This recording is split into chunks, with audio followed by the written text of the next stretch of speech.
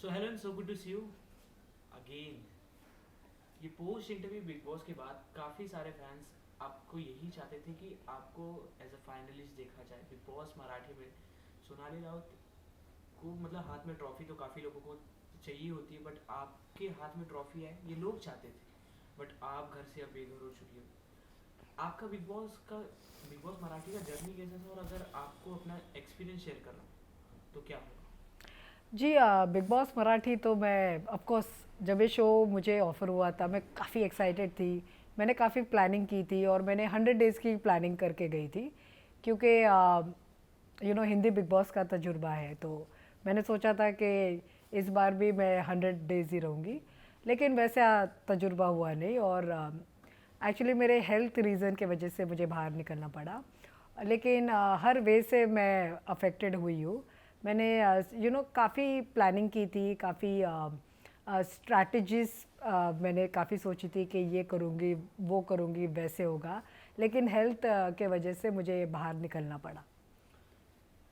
क्या रीज़न हो गया था, मतलब जब ये अपॉर्चुनिटी काफ़ी बड़ी होती है लोगों के लिए, बट ऐसे बाहर निकल जाना कभी कहीं ना कहीं एक रिग्रेट फील होता है और काफ़ी बुरा लगता है। तो कुछ आपके साथ ऐसा हो रहा है?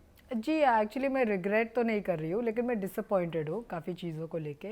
लेकिन हम वो चीज़ें सॉर्ट कर रहे हैं और मैं ज़्यादा बात नहीं कर पाऊँगी उसके बारे में। लेकिन हाँ, हेल्थ रीज़न के वजह से मुझे बाहर निकलना पड़ा।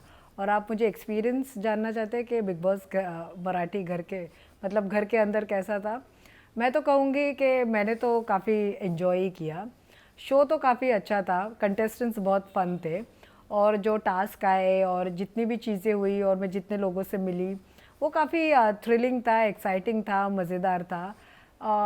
मैं काफ़ी अलग अलग लोगों से मिली।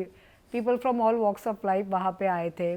कोई कोई क्या बोलते हैं, कोई लेबरर थे, कोई स्टूडेंट था वहाँ पे, कोई जो खेतों में पानी देते हैं और जो 200 रुपये दिन में कमाते हैं, वैसे स्तर के लोग थे। फिर कोई माइनॉरिटी से था, तो काफ़ी अलग अलग वॉक्स ऑफ लाइफ के लोग थे।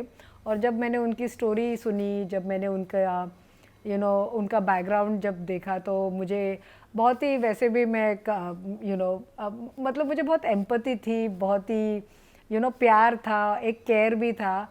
क्योंकि वो वैसे भी बहुत छोटे शहर से आए थे, वो गांव से आए थे। तो वैसे मैं लोगों से मिली और मैं मुंबई सिटी से आती हूँ, तो कहीं ना कहीं वो एक रिलेटिबिलिटी फैक्टर थोड़ा सा कम पड़ा था। लेकिन इन दी एंड वो एक जो प्यार बोलते हैं, जो लगाव है, जो केयर है, वो मुझे सारे कंटेस्टेंट से हुआ। जिस तरीके से आपने ये कहा उनके बारे में, और आप मुंबई से हो, आपने हम्म, काफ़ी ज़्यादा काम कर लिया है जी। और आगे भी करते आ रही हो। हम्म। इस तरीके का घर, इस तरीके का बैकग्राउंड आपका होना, काफ़ी सेलिब्स के साथ कनेक्शन होना, उसके बाद जब इन लोगों से आप मिली तो क्या कनेक्ट करने में कुछ प्रॉब्लम हुआ आपको? और जब इन लोगों की बातें सुनने के बाद क्या झगड़ा करने में या कोई टास्क करने में, ये सारी चीज़ें में कोई डिफ़िकल्टीज आपने फेस की? जी जब मैं पहले दिन गई थी तब वो मुझे देख के थोड़े से हक्का बक्का रह गए थे। वो ऐसे थे कि बाप रे ये कौन है, ये बिग बॉस ने क्या भेजा। और उसमें से कुछ कंटेस्टेंट थे, उन्होंने मेरा हिंदी बिग बॉस भी देखा था, तो वो वैसे भी मेरे फैंस थे। उन्होंने मेरी जर्नी देखी थी। तो और कुछ लोगों को पता था कि मैं शो पे आ रही हूँ, तो बहुत ही मिक्स रिएक्शन थे। और मुझे एक्चुअली बैठ के जो सागर कारंडे है, वन ऑफ द कंटेस्टेंट जो जो मराठी बिग बॉस पे है, उन्होंने सबको पूछा कि जब सोनाली राउत को पहले दिन देखा था तो किसका क्या रिएक्शन था। तो मुझे एक कंटेस्टेंट ने बोला कि जब मैं आई थी मैंने उसको हाय बोला, उसने बोला कि बिग बॉस जो मुझे याद नहीं है, बिग बॉस आप ज़रा बेटर कंटेस्टेंट्स को भेजिए, ये मेरा रिएक्शन था, ऐसा उसने कहा।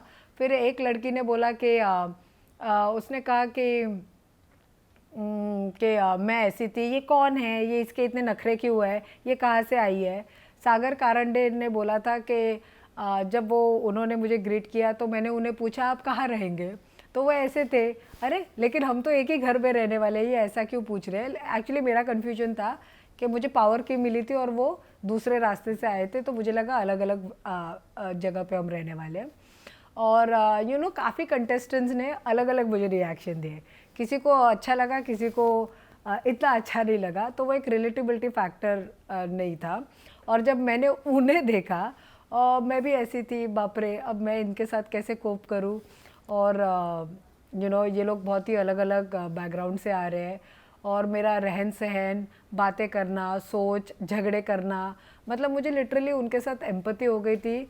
और उनका जब मैंने स्ट्रगल सुना, मतलब किसी को थैलेसीमिया है, किसी को हेल्थ इशू है, किसी के डैडी स्विगी में डिलीवरी बॉय है, कोई लेबरर है, कोई हमाल है, कोई जंकी है कोई किसी की मॉम हॉस्पिटल में वॉशरूम क्लीन करती है, ये ऐसे स्तर के लोग वहाँ पे आए हैं।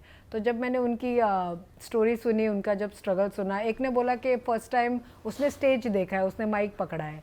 तो जब मैंने सबकी स्टोरी सुनी, मैं तो मैंने वो, मेरे मन में वो वैसी बात ही नहीं आई कि मैं इनके साथ झगड़ा कर पाऊँ या इन्हें वो एक टक्कर दे पाऊँ। वो वैसे भी स्ट्रगल कर रहे हैं और मैं कहाँ जाके इनके साथ भिड़ूँ। मुझे तो इनफैक्ट लगा कि मैं इनकी कैसे भी करके जब ये शो से बाहर निकले, इन्हें मैक्सिमम फ़ायदा हो शो से। और अगर इन्हें कोई बॉम्बे में हेल्प चाहिए या कुछ कॉन्टैक्ट्स या वर्क, मैं उन्हें हमेशा हेल्प कर पाऊँ मुझे वैसी फीलिंग आई ऑनेस्टली।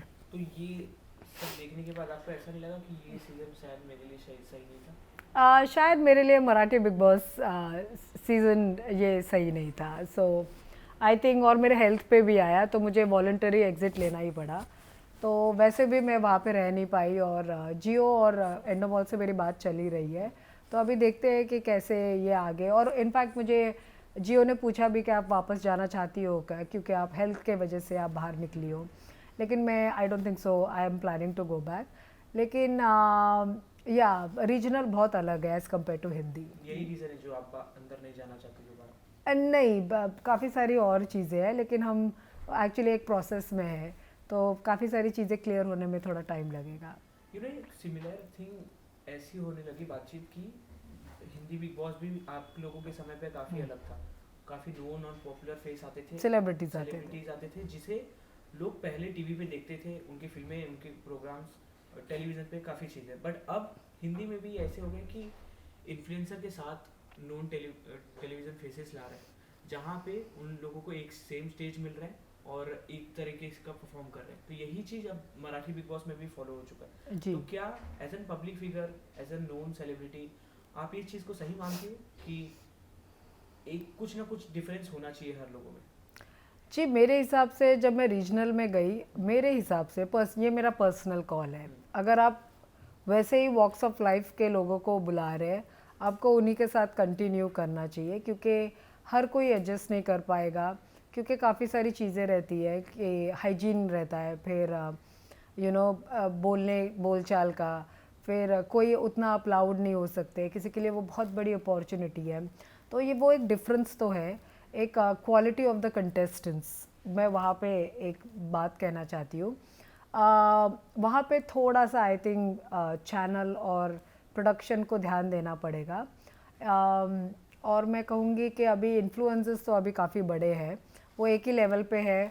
अभी सेलिब्रिटी मतलब सभी अभी एक ही लेवल पे आ चुके हैं, तो उसमें आप कुछ नहीं कर सकते, क्योंकि YouTubers, influencers, social media personalities, experts, वो काफ़ी सोशल मीडिया एक्सपर्ट्स वो काफ़ी अच्छा कर रहे हैं।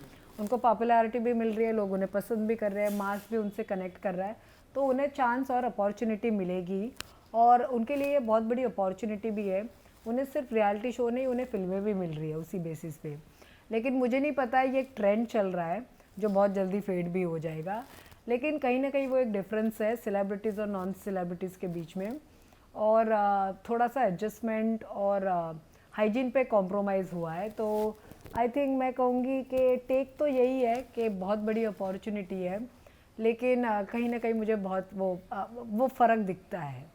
ये कंटेस्टेंट की बात हो रही जी। बट आपने जब हिंदी बिग बॉस किया था, घर वही, मराठी बिग बॉस का घर वही, सारी चीज़ें सेम, बट क्या बदलाव आपने अपने अंदर एज ए कंटेस्टेंट देखा? जी, मेरे अंदर एज अ कंटेस्टेंट ये मैंने देखा कि मैच्योरिटी है, एक्सपीरियंस है, एक्सपोजर है, और काफ़ी सारा तजुर्बा है हर चीज़ में, रहन सहन का, ट्रैवल का, लोगों के साथ काम का, सोशली, मेंटली, फिज़िकली, फाइनेंशियली, काफ़ी फ़र्क है हर चीज़ में। बहुत लोग वहाँ से मतलब पहली बार स्टेज पे वो खड़े हुए थे, वो फ़र्क है। हम तो सीजनड है, तो वो मैंने फ़र्क देखा। और मैं आई थिंक काफ़ी इवॉल्व हूँ। बिना बातों के मुद्दे नहीं उठाऊंगी, बिना बात के चिल्लाऊंगी नहीं, ड्रामा के लिए कुछ भी कोई भी हद तक नहीं जाऊंगी, तो ये एक फ़र्क है। और टारगेटेड तो मैं हमेशा रही, एक्चुअली प्रेजेंस मेरी है, स्ट्रॉन्ग प्रेजेंस है, तो नोटिस तो होंगी। कुछ लोग पसंद करेंगे, कुछ लोग नहीं करेंगे, कुछ लोग कनेक्ट करेंगे, कुछ लोग नहीं करेंगे, लेकिन in the end I am here for love. और being an artist, I think प्यार बहुत इम्पॉर्टेंट है ऑडियंस से, लोगों से, कंटेस्टेंट से। और शो अच्छा करे यही है। और हम भी अगर शो पे जाए तो कंट्रीब्यूट करें चीज़ें, लेकिन कभी कभी कुछ चीज़ें हो जाती है, तो आई वुड से यही कि मेचोरिटी है, और पता है कि कहाँ पे क्या करना है। और जब वो एक फ़र्क आता है फ्रेशर्स एंड जिनको एक्सपीरियंस है, तो वहाँ पे थोड़ा सा एक्सपीरियंस लोग थोड़ा सा पीछे ही हटते हैं, क्योंकि ऑब्वियसली उनको उनका तजुर्बा है ना कि ये, और उन्हें चीज़ें समझ में भी आती है कि ये नए लोग हैं इसीलिए कर रहे हैं, क्योंकि जब हम नए थे हमने भी सारी चीज़ें की। बिल्कुल। अभी सवाल क्या है? एक सवाल। पहला सवाल ये है कि Marathi big boss versus Hindi big boss, अगर दोनों को एक जगह रखकर डिफरेंस बिटवीन करना हो तो क्या होगा? I think obviously Hindi big boss बहुत बड़ा शो है, उनके 19 सीजन्स हो चुके हैं, तो वो तो कंपैरिजन ही नहीं है रीजनल के साथ, बिग बॉस मराठी के साथ। ये उनका छठा सीज़न चल रहा है, तो वो स्पॉन्सर्स डिफरेंट, स्पॉन्सर्स जो आते हैं वो अलग है। सोनाली जी, अब हिंदी और मराठी दोनों बिग बॉस का एक्सपीरियंस आपको हो गया, बट अगर हम एक और हिंदी बिग बॉस को रखें और एक दूसरी और मराठी बिग बॉस को रखें, तो अगर आपको तीन चीज़ें बतानी हो दोनों को कंपेयर करके, तो आपकी तरफ से वो क्या होगा? और पहले इस पे करते हैं। जी, पहले तो मैं बताऊंगी कि कोई कंपैरिजन है ही नहीं रीजनल का हिंदी के साथ, क्योंकि हिंदी के 19 सीज़न हो चुके हैं, और रीजनल अभी अलग अलग, मतलब हिंदी सबसे ज़्यादा सीजन्स हुए हैं, और रीजनल में ये मराठी का छठा सीज़न है, तो फ़र्क तो होगा ही when it comes to production, when it comes to sponsors, when it comes to quality. I think फ़र्क तो है। पॉजिटिव मैं ये कहूँगी कि हिंदी बहुत बड़ा शो है, और हिंदी ऑडियंस हर जगह पे है।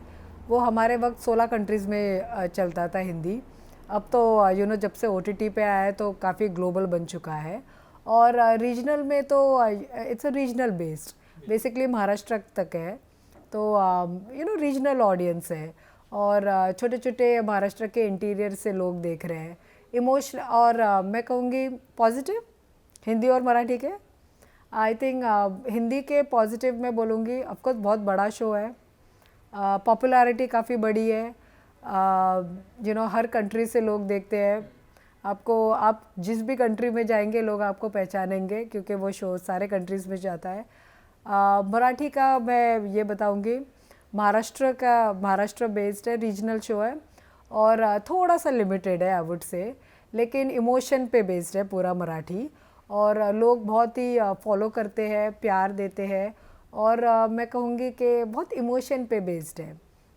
Hindi big boss out of 5?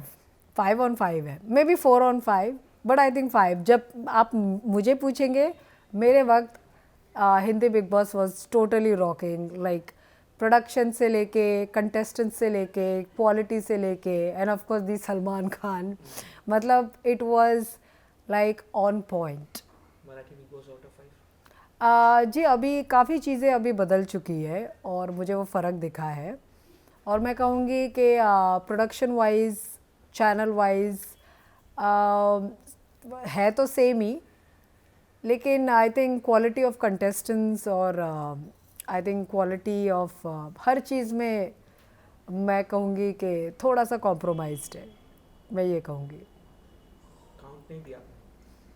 मैं कहूँगी Marathi big boss I think 3 out of 5। Okay. इस जर्नी के बीच रितेश सर का एक रिएक्शन था आपके ऊपर, रितेश ज़्यादा आप कहती थी, और प्री इंटरव्यू में भी आपने कहा कि काफ़ी अच्छा बॉन्ड था, आपने साथ में काम भी किया हुआ है, बट ऐसा रिएक्शन आपके ऊपर क्यों निकला उनका? वो तो मैं रितेश से ज़रूर पूछूंगी. सो आई थिंक मुझे नहीं पता वो क्या था. आई थिंक वो होस्टिंग तो बहुत अच्छे से कर रहे हैं, वो अपना काम ही कर रहे हैं.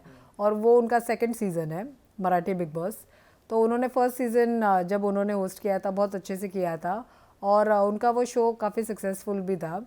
सेकंड जब मैंने उन्हें फर्स्ट एपिसोड में ही देखा, जब उनका फर्स्ट एपिसोड था, तब मैंने थोड़ा सा अलग रितेश को देखा. मैंने बहुत ही गंभीर, बहुत ही इंटेंस, बहुत ही एंग्री रितेश देशमुख को देखा. और मैं ऐसी थी ओके क्योंकि मैं थोड़े अलग रितेश देशमुख को जानती हूँ. मे बी लाइक वो होस्ट कर रहे हैं और उनको वो वैसा मेंटेन करना है, या शो की रिक्वायरमेंट है, या वैसे उन्हें दिखाना है लोगों के सामने. तो वो उनका टेक है. सो उनका ओवर रिएक्शन आया था किस चीज़, एक टास्क को लेके, जो मुझे लगा वो एक ओवर रिएक्शन है, क्योंकि मुझे ऑलरेडी सज़ा मिल गई थी क्योंकि मैंने टास्क परफॉर्म नहीं किया था. और मैंने इसलिए नहीं किया था मेरे हेल्थ रीज़न के वजह से. मुझे लगा उनका काफ़ी ओवर रिएक्शन आया था क्योंकि मैं नॉमिनेटेड ऑलरेडी हुई थी बिग बॉस से. So I am hurt in a way, and definitely I will tell him about this, क्योंकि बहुत सारी चीज़ें अंदर होती है जो उन्हें नहीं पता रहती है, बट आई एम श्योर मैं उन्हें बताने वाली हूँ. तो ये चीज़ आपको हिट की क्योंकि कहीं ना कहीं आप उन्हें जानते भी हो, बट आपको ऐसा भी लगा कि वो जो नहीं है वो प्रिटेंड करने की ट्राई कर रहे हैं? जी, वो तो आप रितेश देशमुख से ही पूछ लीजिए. और इट ऑल डिपेंड्स, क्योंकि वो भी अभी उनके ऊपर भी प्रेशर है होस्टिंग का, आई एम श्योर. क्योंकि उनका कंपैरिजन भी हो रहा है दूसरे होस्ट के साथ, क्योंकि बिग बॉस सिर्फ हिंदी या मराठी नहीं है, बाकी भी रीजनल बिग बॉस होते हैं. तो एक कंपैरिजन है. हम लोग मुंबई बेस्ड है तो इसीलिए हिंदी और मराठी का कंपैरिजन हो रहा है. तो एक प्रेशर उन पे भी है. उन्होंने एक सीज़न किया है, फिर वो रिपीट होना, और उन्हें वो अपॉर्चुनिटी मिली फिर से रिपीट होने के लिए. आई am sure he is doing full justice, और लोग उन्हें पसंद भी कर रहे हैं. I don't know, I think ये सवाल आप रितेश देशमुख से ही पूछ लीजिए, और आई थिंक ऑडियंस आपको बता पाएगी कि वो अच्छा कर रहे हैं कि नहीं. बट आई थिंक पर्सनली मैं उन्हें बाहर से जानती हूँ तो मुझे वो थोड़े अलग लगे, मैं उन्हें इतना रिलेट नहीं कर पाई. बट वो फर्स्ट एपिसोड में जब सैटरडे को एपिसोड होता था वो काफ़ी गुस्से से आते थे.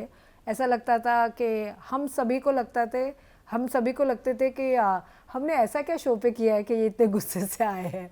और वो काफ़ी चीज़ें हमें बताते थे, काफ़ी रिएक्शन आते थे, काफ़ी वो चीज़ें हमें ऐसे बोलते थे जो हम ऐसे सोचते भी थे रियली.